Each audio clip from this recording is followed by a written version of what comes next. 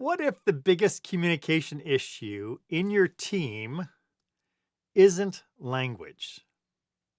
What if it's assumption? If your team is as diverse as my teams have been, and let's face it, in Canada, that's probably the case, then your biggest risk isn't hiring the wrong people, it's losing the right people because you never learned how to speak their language. Even when we share one, technically we share a language of communication in our workplaces. And that's what we're talking about today on Marc Haine Live.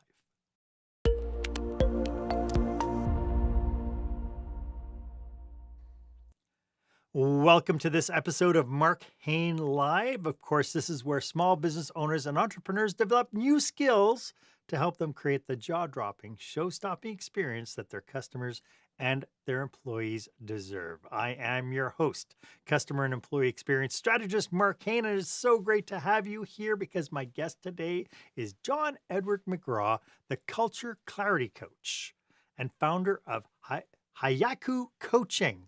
I'm going to get that right at some point.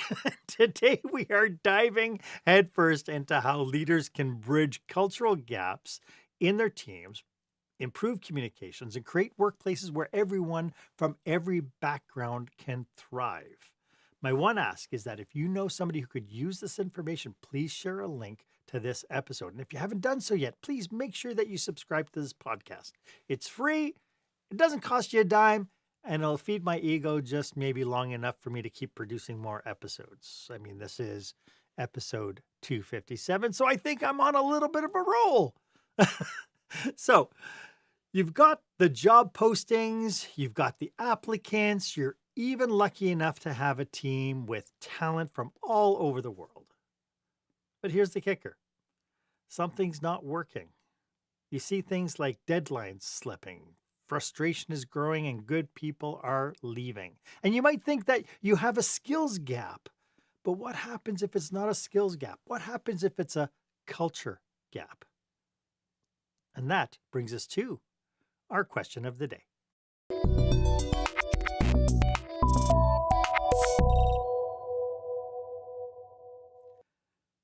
So, are your communication habits building connection, or is it building confusion?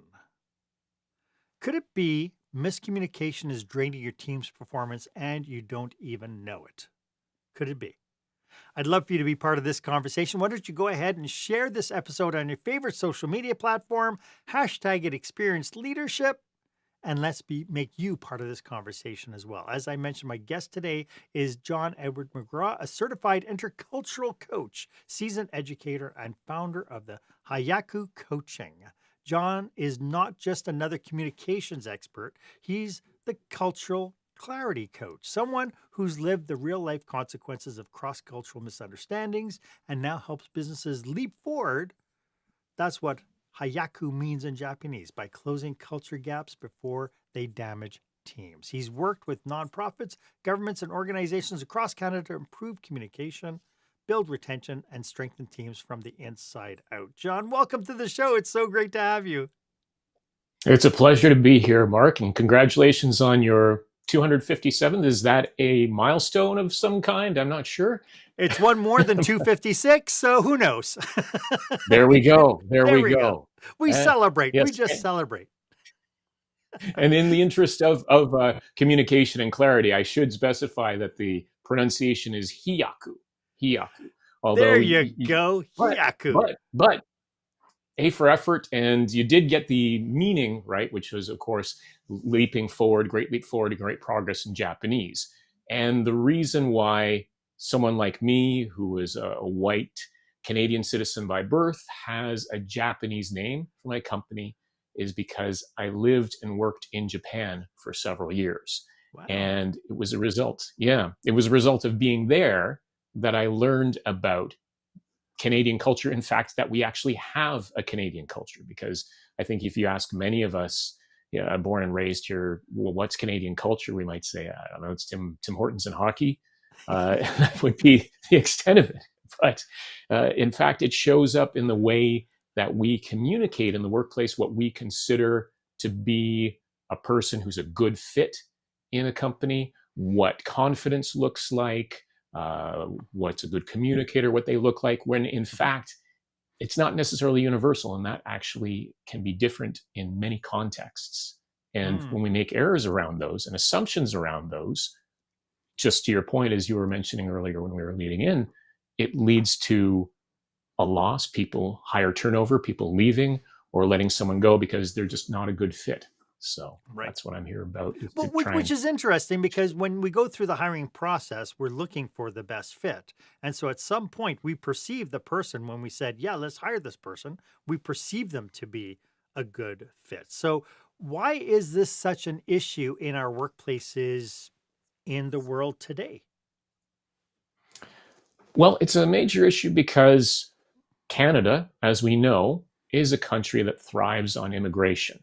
It's Right. been a part of our history for 150, even more years since Canada was officially formed as a country. And it's even more so than ever in large urban centers. I'm in Toronto, so that's Mhm. quite apparent there. The workforce that's coming in is coming from all over the world. And I think this is a great thing because they bring in diversity of experiences, which is what we're really talking about, the strength when it comes to diversity of job experiences that many of us who were born and raised in Canada may not have. It doesn't necessarily mean that they're better, but when you get a diversity, you get people working together with different ways of doing things, assuming they can communicate effectively together, that leads to greater production and greater innovation. The problem comes is when they can't communicate. And a lot of it comes from assumptions on Mm. communication. There's a figure that in the United States alone, for a year, it's about $3 trillion are lost due to miscommunication. So it shows that this is a major factor. So being able to address these matters of cultural assumptions and being able to communicate more effectively, it's not just a nice to have because it's the humane thing or right thing to do, which it certainly is, Mhm. but it actually makes your business better. So, So that's what I want to are address. there any myths that we need to bust about the idea of cross-cultural communication? Because when I talk to entrepreneurs, it's like, yeah, no, I know that they're weak, so I slow down. I want to make absolutely sure they get my message, so I make sure to talk a little slower. Well, that can certainly, that's in the right direction, I suppose. That's a start, but that's not the only thing. Uh, I think a lot of it comes down to assumptions that it's not just about language. Now, language is, of course, important, and making that opportunity to slow down and simplify your message is important. But it's also shows up in the hiring process or after they're hired. Things like, what does confidence look like? So in Canada, we are raised with the assumption that eye contact is an important way to show respect. Very simple thing. But when we come to many other cultures, eye contact with someone who is in a higher position, like a manager, is actually considered a sign of aggression. So in an interview, a candidate who may be very capable and confident may have a tendency to look away, look down, and because they're showing respect, they don't want to be disrespectful to the person that they're having the interview with. So that can be interpreted through our cultural lenses. Oh, well, this person's not confident, or are they trying to hide something? Are they being disrespectful? And right there, that's just not even something even being said. It's just something nonverbal and how it's being interpreted. And that can already lead to the person being written off. Oh, okay, well, this person clearly is not confident. So, they're not going to be a good fit. And then you lose out on the valuable skills or ways of thinking that they could bring into your company. Mhm. Right? When it Mm-hmm. comes down to having kind of a diverse workforce, the I mean, you picked one particular kind of component on how do we interpret personality based on body habits. Are there any other signs that we might not be as effective as we think we are in our workplaces when it comes down to communication? Absolutely.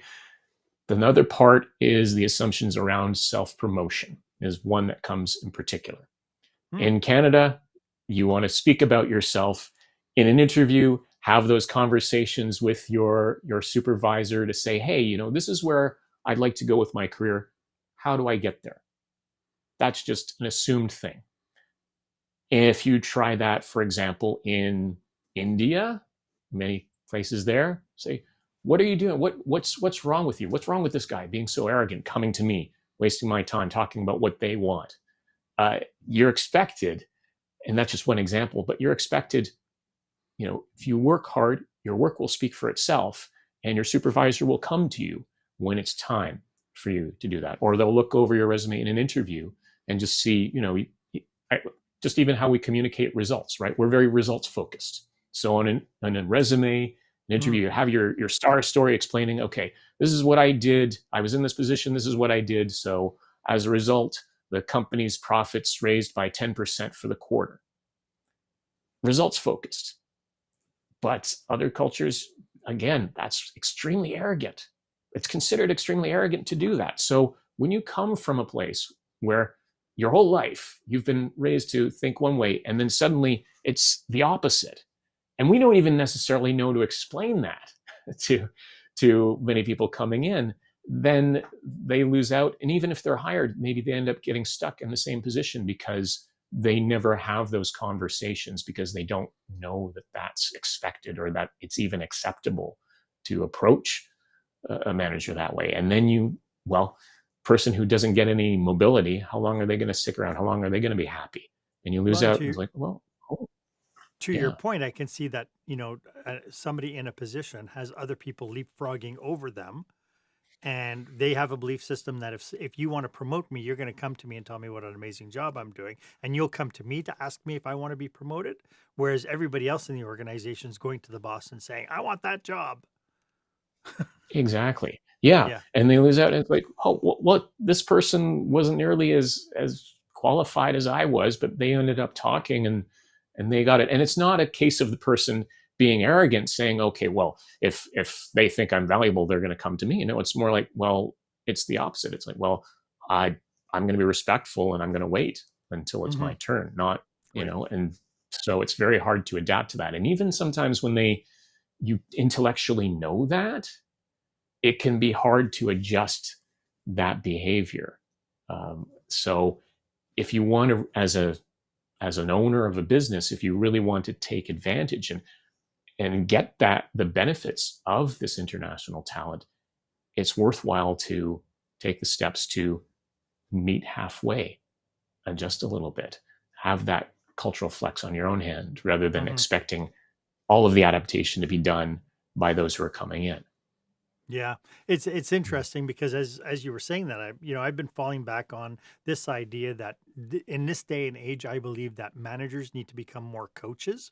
And as a coach, you'd be having sit down face-to-face conversations with your people, regardless of their roles and where they are. And so you should have really good clarity as to personality and be able to even ask those questions about whether or not somebody is interested in promotions, what they want for their future, and so on. But to your point, if we keep skipping over because we figure they're not aggressive enough, they're too quiet, they're introverted, they're not as outgoing as they should, right? Then we're pigeonholing them and just restricting them to their job description, and that's where they're going to stay.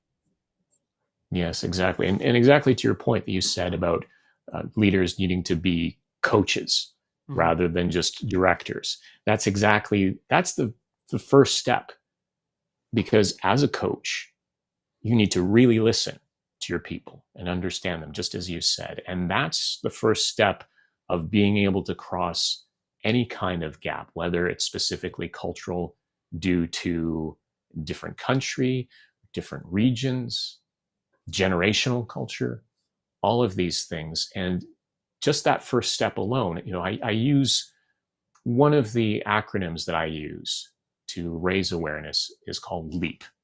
Ties into Hiyaku, leaping forward. Sure. Let go of assumptions, right?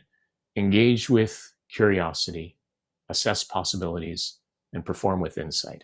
And that first step, let go of assumptions, is just really comes down to really just starting to listen and realize, oh, okay, So this person's not speaking up. So, well, my gut reaction is they don't have anything valuable to say, or they don't have any confidence. But, well, what else could be going on here?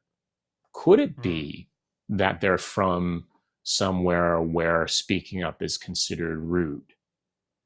And could they have something valuable? And just that, taking that moment to realize, okay, well, I'm Canadian, or whatever my background is. So the reason I feel that speaking up is a sign of confidence is because that's the way we've been raised, through our education system, through job searches and everything. So realizing that that's not universal, and just having that awareness alone is the most important step. Because until you're aware about yourself and the assumptions, and we all have these assumptions, we all have our own assumptions. Until you have that awareness of yourself, it's very difficult to coach others if you don't even recognize those assumptions in yourself. Yeah, but part of it as well is we also have to understand that we too have knowledge gaps. I mean, if we're dealing with, like, I live in Alberta. So if you have a hardware store in Alberta and you've never traveled the world, how do you become aware of this? And this is, as just before you and I went live, I was talking about how I hope that people trip over this episode and they realize, oh my goodness, I have a knowledge gap, right? And we want to be able to move people forward. But all too often, people are stuck in their little bubble of reality. And so when they have all these, they need the workers, they bring workers in, and then they pull out their hair. How do leaders know that they have a problem? Are there any warning signs that this is a communication issue rather than a personality conflict or an assumption problem? How do they get out of their heads and start asking appropriate questions? The first part is just, as you said, just even starting to consider that may be an issue, as opposed to assuming that it's a personality thing. So just by realizing, okay, there may be something else going on here, I think is the most important step. Because the biggest trap for us is our assumptions about how the world works, or how the world is supposed to work. Then once you've done that, it starts to make it easier to investigate, to find out. Perhaps the easiest or most direct way is to just start those conversations with your people. And the important thing is to do it in a respectful way. So is it, why aren't you, if it's a matter of, say, speaking up, okay, why aren't you speaking up when you're saying you want opportunities? We might say, here, I'm curious, just what the best thing to do is to even just start a conversation with them and say, hey, so you're here, what is it that you would like to achieve? Or how are you feeling so far about the scenario? And you want to make sure that you're doing it in a way that's not confrontational, and also making sure that they understand that it's all right for them to be a little more candid. And it may take some time, because again, they may come from a culture where speaking up and saying what's on your mind, or your candid feelings to your boss or supervisor is, forbidden. It's a dangerous thing to do. Actually, to be honest, in many workplaces in Canada, for many Canadians born and raised here, there's that assumption. Okay, well, I don't want to tell my boss what I really think. But just starting that, right? Starting the conversation directly with them. And again, but as I said, and that's the engaging with the curiosity, asking questions. But the A part is assessing possibilities, which means you don't just go to one source. So it maybe they do tell you what's on their mind, or maybe they're a little more reluctant. So then what you do is try to investigate, okay, so what culture are they from? What resources can I find? There are people like myself, of course, who talk about culture, cultural divide, cultural communications. There are a lot of resources out there, some great books about culture gaps. Andy Molinsky's Global Dexterity is one I can think of. That's a great one.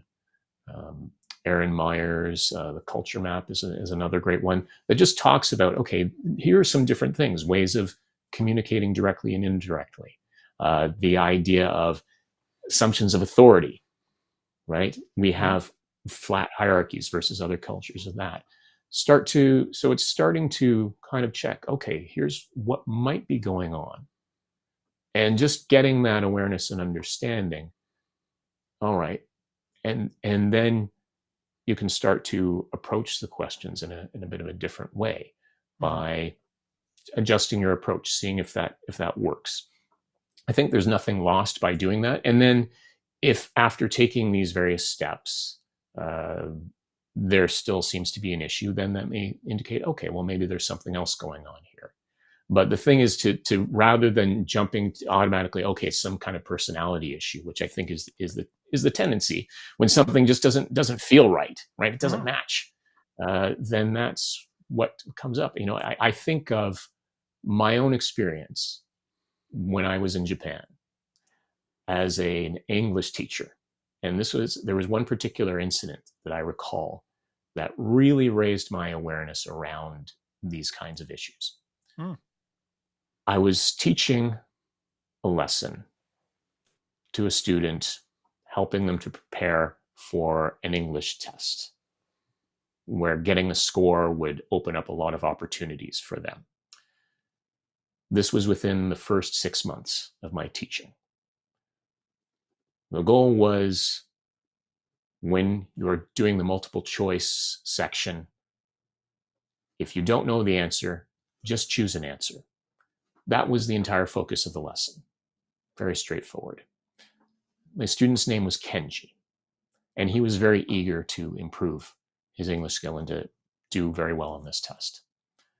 So I went through different practice exercises, and I got down to the final activity, which was a short section of multiple choice questions, just to demonstrate the concept that if you don't know the answer, you always choose something, because there are no penalties in marking something wrong. I went through this explanation with the instructions. I looked at Kenji and I said, Kenji, do you understand what to do? He looked at me, he said, yes. And I thought at the time that he really did understand what to do. So I was excited. And as it turned out, he ended up leaving a number of questions blank. Keeping in mind that the entire focus of this lesson was about don't leave questions blank. And I couldn't understand what was going on. This was one of these moments where it's just like, this doesn't feel right. Something is wrong here. How could anyone do this? And I realized that he hadn't understood what to do, but he had told me that he did. And I was frustrated. I was like, well, if you didn't understand what to do, why didn't you just ask me questions? And I was not proud of how I acted in that moment. I actually got very frustrated and said, like, why didn't you say something? Why didn't you say that you didn't understand? And he was kind of terrified, and he just couldn't respond. And I actually yelled at him. I said, just circle things and just circle answers. And he circled them just out of fear, because I was so angry and upset. And I got back to the teacher's room and I said, I don't know what was going on with him, what's going on with this student. Why wouldn't he just say anything? And one of my Japanese colleagues said, well, John, of course he didn't say anything. He's Japanese. He would never say no to be disrespectful to his teacher. And that moment just hit me, was like, oh, wow. And the worst part of it was, he never came back.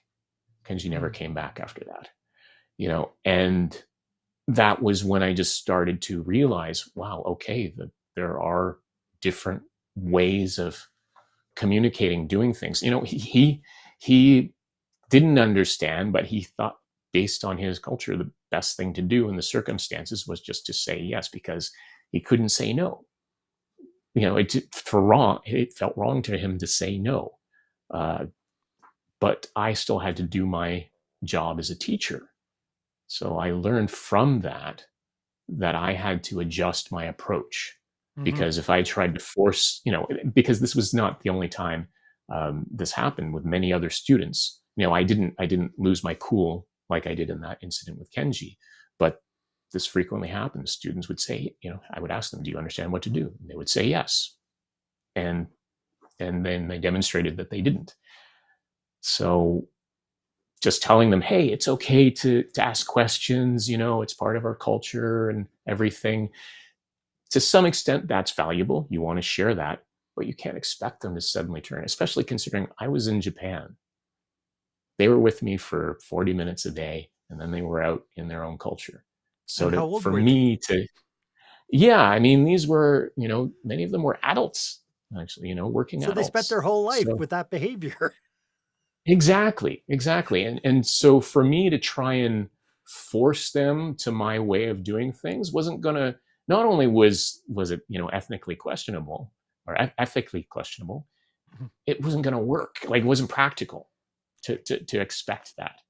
So I had to adjust my approach to be more effective.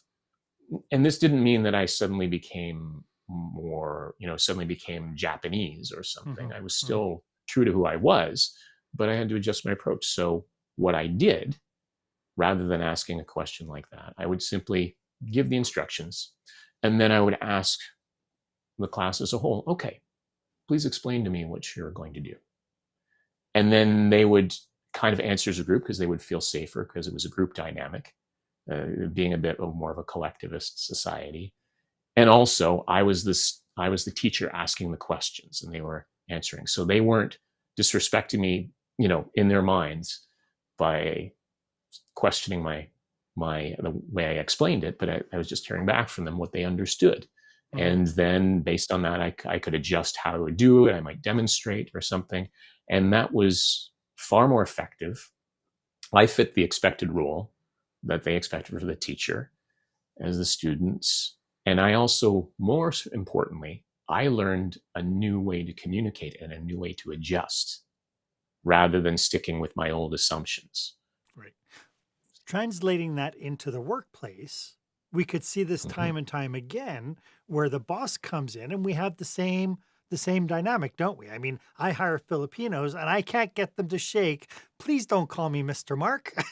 I'm- right? Right, Right? right, right. But it's something that's just inherent in their culture. It's a sign of respect. And so after a while, after they've been calling me Mr. Mark, it's like, okay, fine. I'm not going to fight it anymore. But having said that, when it comes down to here's a task, do you understand? And they say yes. And you walk away thinking you've done your job as the manager. And you come back and go, what the heck just happened? You told me you understood. Right. And so I can I Mhm. can absolutely see that these kinds of miscommunications, these kinds of kind of cultural differences can really take much longer to get through a project if we don't ask the appropriate questions. Exactly. And that's all it takes is just adjusting your approach to ask the appropriate questions. Okay, so you just in the workplace you can do the same thing. So just if you could you just explain to me what you understand of what to do next? And this also applies to feedback because uh, I'm not sure if it's the same in Alberta, but it's certainly in Toronto and Ontario. My assumption with Canadian culture in general is that we tend to be pretty polite in our feedback, right? We use Mhm. this sandwich technique. Hey, compliment, here's the critique, compliment. And again, this can be very confusing for cultures where there's a greater distance in authority and the manager tells you, hey, this is what you did wrong, fix it. Right? Which we don't want to do because it feels wrong because it's like, well, one, it's we like to be polite. We want to avoid confrontation. And then there's a question of, oh, well, if I'm too rough, are they going to go to HR? If it's a larger company, or will they quit? So then you give them the feedback, and then they don't follow it. It's like, why didn't you follow the feedback? Well, because you had this really thick sandwich that they're not used to eating Yeah. in their culture. They're used to something that's more direct. Yeah. So and it doesn't mean that you want to suddenly become really harsh and say, hey, do this. but it's good to have the check-in. Okay, so what do you understand that is the next step that I'd like you to do? And that's a way to check in with that, still being kind, still being Yes, polite, but just taking that extra step, I right? love that. And again, it's worth it. So go I'd ahead. like to get into you talked about the LEAP framework. I'd like to get into your SPEAK framework to uncover even more tools, and we'll get to that right after this. When the spotlight shines on your business, are customers applauding or yawning? In other words, how is your business performing? Make your business a star with the new book, Lights, Camera, Action, Business Operational Excellence Through the Lens of Live Theater by Marc Haine. Marc uses his business and acting experience to help you see your business like a live show, so you can create a performance your customers will never forget. Buy Lights, Camera, Action today at your favorite online retailer or directly at marchaine.com. Welcome back. I hope you're getting a ton of value from our discussion so far. John, we've talked about, you mentioned respect a couple of times. What exactly is inclusive communication in comparison to what we think is respectful?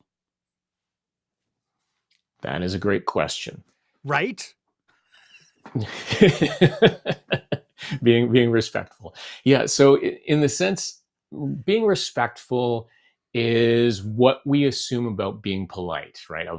As we've just talked about, some of those examples, avoiding Yes. confrontation, using those things. Whereas inclusive inclusive communication is more about listening. I would say when we think about maybe being respectful communication, or the assumption of what inclusive is, it's like avoiding saying the wrong thing, avoiding offending people. Whereas, so it's kind of seen as like this thing that I have to do that's maybe interpreted as a bit of a hassle. Okay, there are these certain phrases that we have to avoid using. Whereas being inclusive isn't about not doing this. It's more about what you do, which is taking that time to really listen to people. And I think a lot of our understanding of what active listening is at times can be performative. In other words, okay, so I lean in, make eye contact, nod every once in a while. But it's not really about what's going on here. It's about what's going on deep inside here, right? Are you really taking that time to appreciate what they're saying? In the case of Kenji, was I just listening to his words, or could I have paid more attention to his body language, how he looked when he said yes, even though I didn't have the awareness that I do now at the time? So they're just picking up on those kinds of cues, picking up, okay, maybe there's something going on here that I'm not seeing fully. And I think that giving that space, the safe space where people feel comfortable sharing, and it may take them time to do that, particularly if they're from culture where you're not supposed to do that. But it's just making that. And I think part of the example is also demonstrating that you're willing to take those steps, because nothing makes a person feel unsafe when it's like, okay, well, we're going to have all of this inclusive communication and so on. So we'll get our frontline people to do it, but then the top management doesn't adopt. They don't practice what they preach. Right. So yeah, it's really about walking the walk, which is why it's important to take that step halfway, even though there might be assumption, well, we're in Canada, so they should do the way things are done in Canada. And I can understand the reason for thinking that way, but it's important. Again, if you want to really take full advantage of this talent, it's important to demonstrate a willingness to understand the other people. And that's not even across cultures. That's any employee. If you show an interest in them, they're going to be more loyal to you than any pay raise is going to do, right? So Well, and to your point, I think, the more time you spend with people individually, the more trust you build. And so once we've created the trust, that's where the crux of our relationships come in. Then you can start asking tougher questions when the trust level is very high, and people won't feel so insecure about giving you a proper response. Yeah. Yeah, Yeah. exactly. It's all So about building that safety. you mentioned your LEAP framework. Can we before we jump into your speak framework, could we just summarize again what this LEAP framework is and what it does, and then just define those 4 steps again?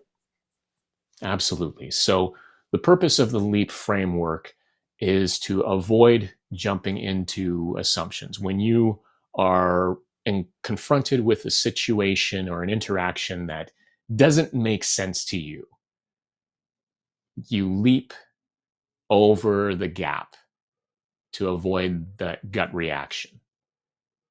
So again, the 4 steps of LEAP are to let go of assumptions, engage with curiosity, asking questions, to assess possibilities by checking in with more than one source, ask more than one person, check with reliable sources, books, reliable sources on the internet. And then finally, perform with insight, which is to take all of this knowledge that you've learned and put it into action, like I did in the situation with Kenji, right? Adjusting my approach on confirming my students' understandings. Love that. I think that's such a succinct little framework that I think we could test ourselves against for the people who are tuning in who might want to get in contact with you. How can people reach you? Best way to reach me, I'm very active on LinkedIn. Okay. Like to post up there a lot, so you can certainly reach out to me there. John Edward McGraw. Also, my website, hiyakucoaching.com. So that's HIYAKU coaching. Do a search for me there. I'm also active on Instagram, and I have a YouTube channel, but obviously LinkedIn is the best way for messaging or to connect with my website. Perfect. Your speak framework now. The speak framework, what is it and how does it help in the day-to-day communication that we're trying so desperately to be successful at? Excellent. Well, for LEAP being more about changing the mindset, the speak framework is more about practical steps that you can take towards inclusive communication. And speak, obviously having 5 letters, has 5 components to it. Simplify your message, pause and listen actively, enunciate clearly and pace your speech, ask questions when unsure and clarify when necessary. And the last one is keep respect at the center. So it's a very simple framework, but it's something that's really helpful to keep in mind, especially with business when things are stressful. We talk about crisis situations. We talked about this earlier, crisis situations being the real test. This is why we have these kinds of things, so that in crisis situations, we can default to these behaviors as opposed to, the natural inclination, okay, we'll walk and talk and talk rapidly and maybe just kind of mumble out expectations. Okay, so you've got that because I've got 5 other things to take care of. But then if you're doing that, then maybe the message doesn't get across clearly, your expectations, or what you wanted to hear from the other person, or what they were trying to communicate with you, because you weren't in that speak frame of mind to take that time to really communicate clearly.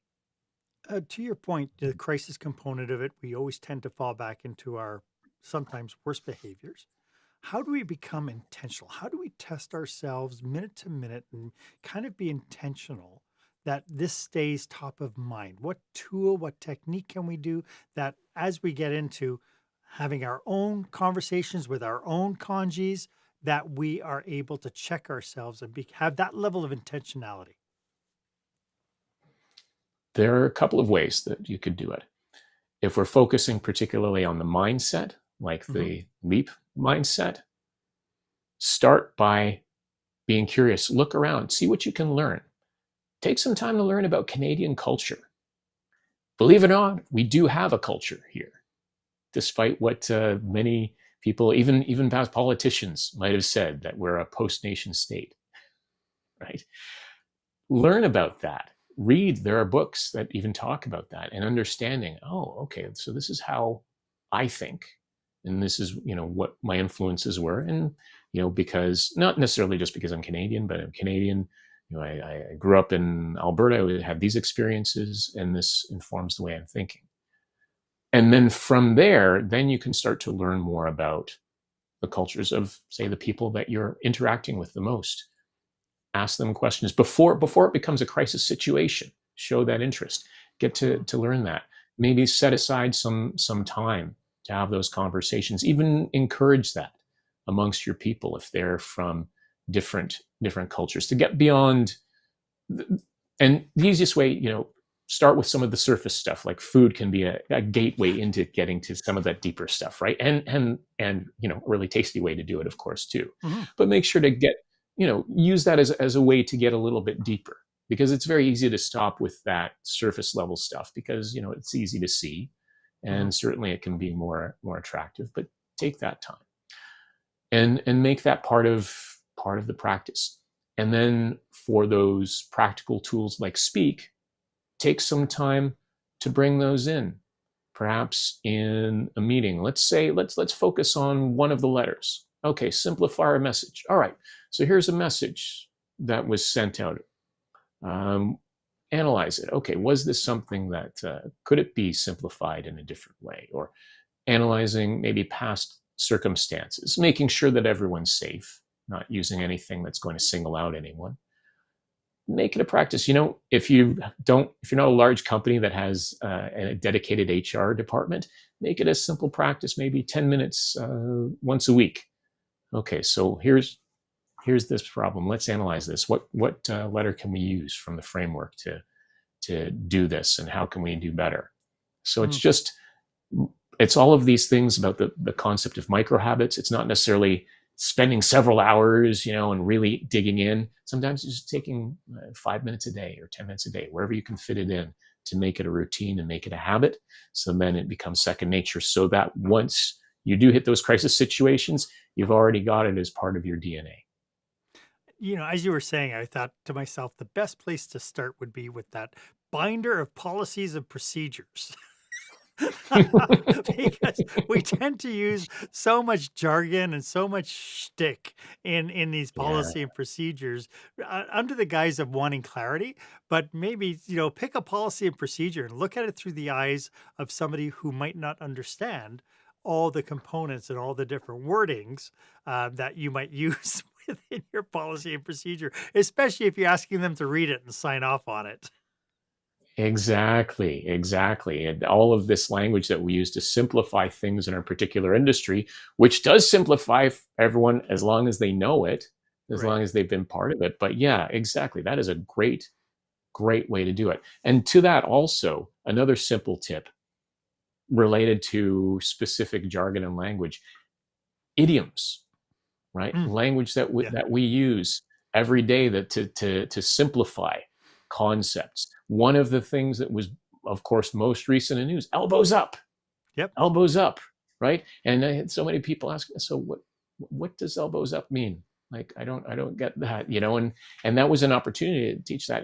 But it's just mindful, many times we tend to default to different idioms, like, okay, well, in a nutshell, we want to do this, kind of things, or, I can't believe I fell flat on my face.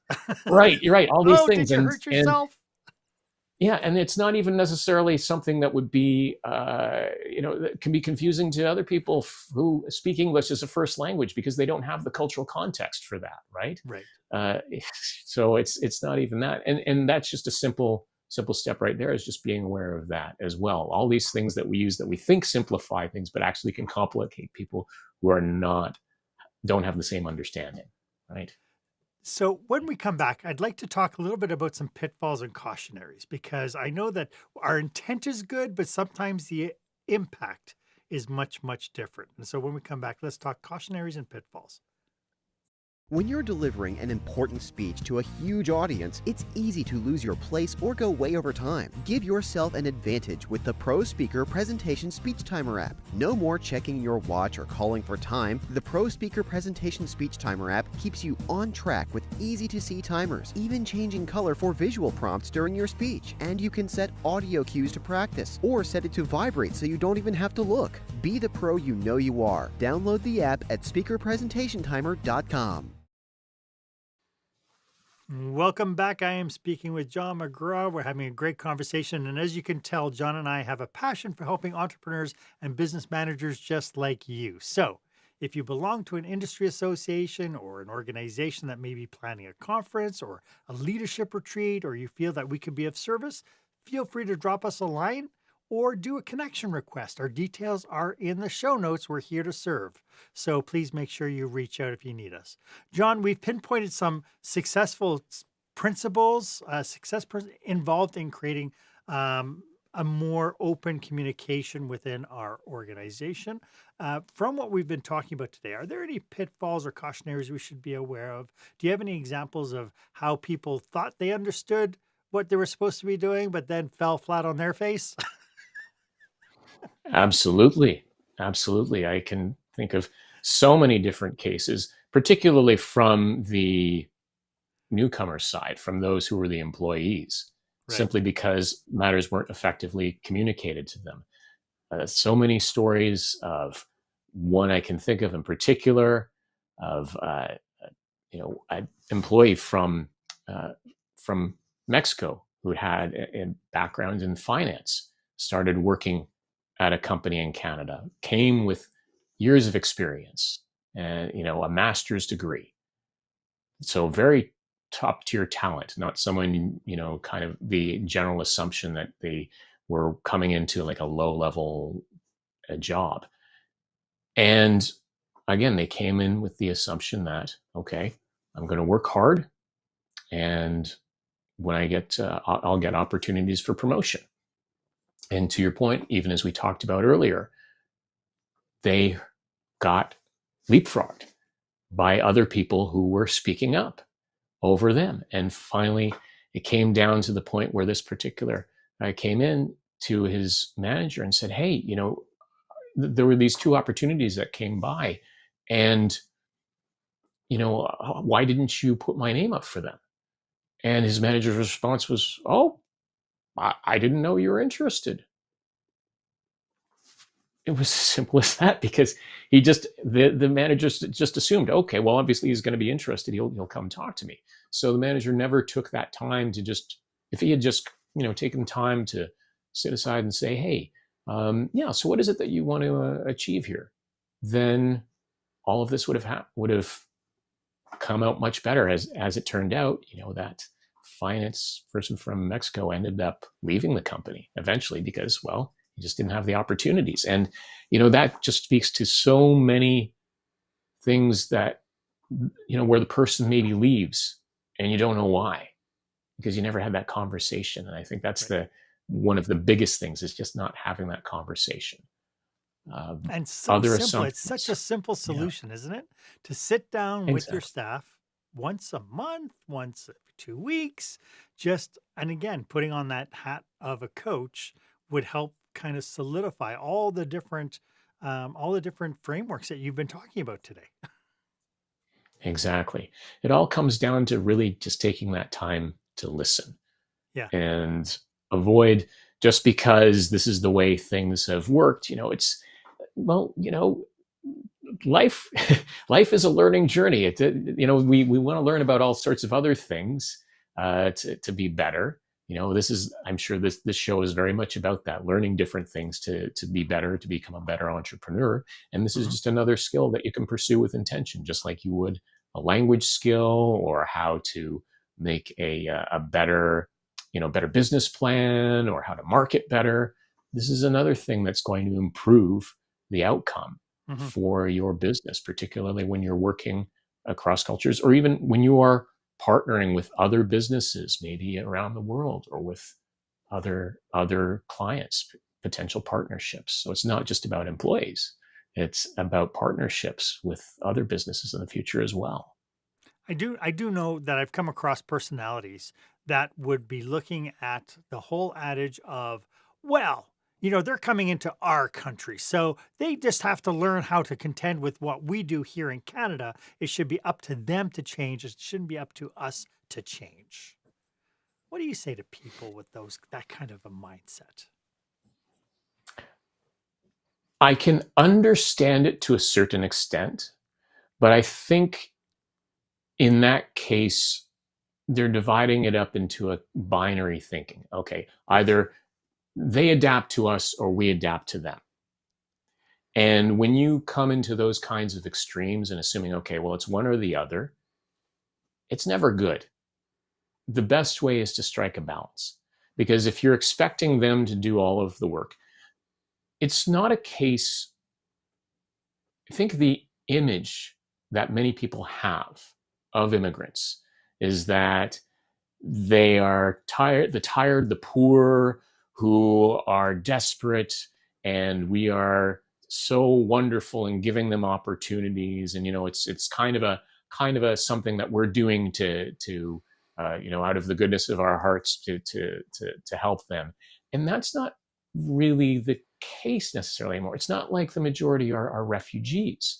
Many of these people have valuable skill sets that many people haven't developed here because maybe, let's face it, in Canada, it's not necessarily the most competitive environment, right? It's a very safe, comfortable environment. And I'm very happy here that I don't have to worry about ending up being on the streets or because I can't pay for healthcare or something like that. Mm-hmm. But it does mean that sometimes we don't develop certain skills because there isn't that demand for it. So we can bring in people who have that. We actually benefit from that, and we benefit from that innovation. So if you want people with these valuable skills to stick around, it only makes sense to at least start to meet them halfway and show that you care, just like any employee, right? You want to show people are going to be loyal when you demonstrate that you care about them and that you have an interest in them. And it's a bit away from sort of the old school idea of like the boss being, kind of hard-nosed and doing that. But we know that doesn't really work anymore. Well, So and ultimately we bring people into our business to help us grow our business. And if we can't keep them, you can blame them all you want, but unless we're changing to be able to keep them, people will keep on moving out, and that causes us grief, and it affects our business. So I think the onus, Exactly. I think we have a vested interest in putting the onus on our shoulders to make sure that we adapt and we can change as well. Yes, and it makes sense not only in the sense of keeping the people that you have in your company, but it's also what kind of reputation your company is going to have in the wider community. Because when we have more people coming in, they're we have a more diverse communities, and word gets around. Hey, Mark, very helpful. He's very helpful. He really looks out for us. He helps to, takes an effort to understand us and has really helped us to adapt. Hey, maybe apply to him. And, hey, we'll go patron his business. But, Joe over here, he's seems to be of this whole mindset and, complains all the time. I don't think we'll want to do business with him. Right. So it only makes, so again, it's a matter of survival for your business. Like, if you're not doing it and your competitors are, you're going to be losing out in a pretty significant way. This has been a fabulous conversation. John, do you have any last thoughts about what we've been talking about today? Anything that we didn't cover? I would say if there's one thing that you could take away from what we discussed today, it's to just listen, open your mindset, and question any assumptions you have.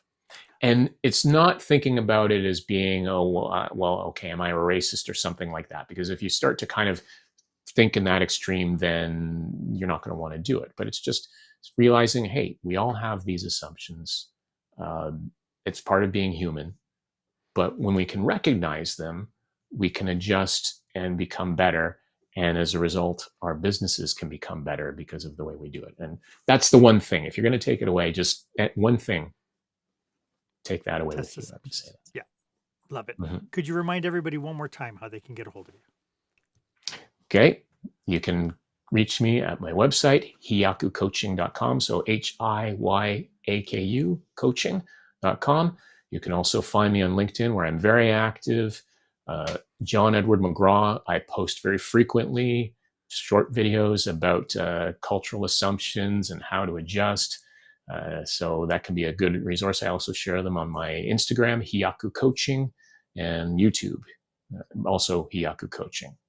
Love it. And we will have all the links are in the show notes. So just feel free to scroll down and click on the links there. You'll be able to reach John without any problems. John, thank you so much. Appreciate this conversation. Like I mentioned to you before we got started, we've talked about diversity, equity, and inclusion before, but never really from the perspective of communication. So this has been hugely, hugely valuable. Thank you so much. Thank you. It's been a pleasure. Why don't you let me know if this was of value to you? As always, my offer stands. If you would like 30 minutes of my time to brainstorm your business with you and your team, feel free to book some time on my online calendar. The link is in the show notes. It's the one that's marked meetwith.markhaine.com. It would be my absolute honor to be of service to you. And while you're at it, why don't you leave a comment or review about this episode? I'd love to get your feedback. Was this valuable for you? Thanks again for joining me today. My name is Marc Haine. I hope you stay safe, stay healthy, and I hope you dare to be the exception. Bye for now.